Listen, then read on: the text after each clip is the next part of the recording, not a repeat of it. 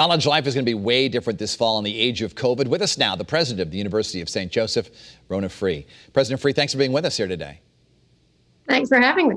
Now, I know you have a plan in place for the fall semester. Have you had any students decide that they don't want to be a part of it?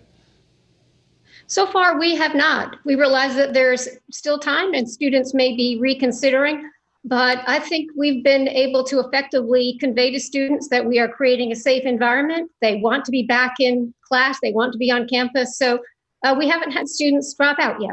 Do students have the option if they want to do e-learning back at home and not come on campus? Yeah, they do. So we're operating on what's called a high flex model.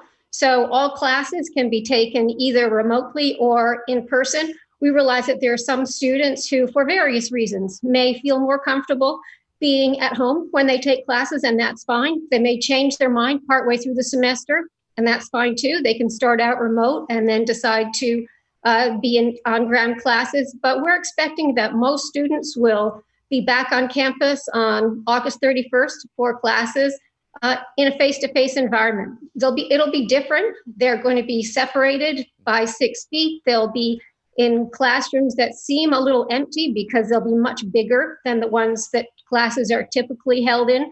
But they'll be there face-to-face. Walk us through what the dorm life will be like, including the dining halls.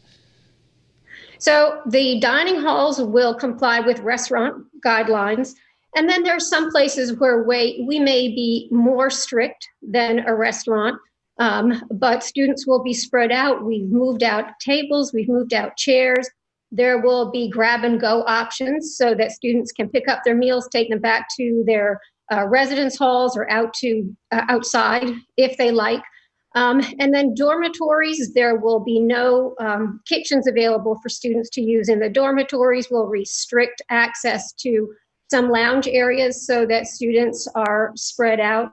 But in many ways, their actual living environment, while it will be regulated by very clear guidelines that we've had from the state, I don't think it'll be all that much different from what they're used to on a small campus like this. We've never had a big party atmosphere on this campus. Students don't congregate in hundreds of students at a time for social events. So it's not going to be all that much different here than typical.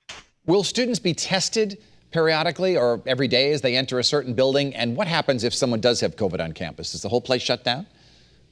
Every student living in the residence halls will have to come back with a negative COVID test taken within the last 72 hours.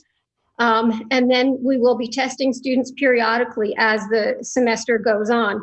But I think one thing that's important for us, and it's true for all of the colleges and universities, is that we're developing a plan now, but if any external condition changes, we will modify as we go along.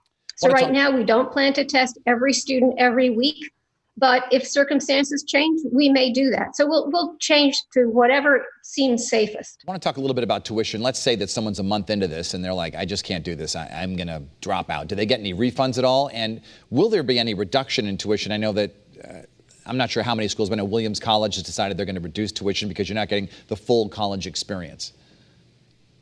Well, so if a student starts out on ground and then feels that they would be more comfortable learning remotely at home, they can do that. And our classes, because they're small and they have close faculty member student engagement on an ongoing basis, being remote isn't really going to be all that different from being face-to-face. So we don't anticipate that students will expect any change in tuition.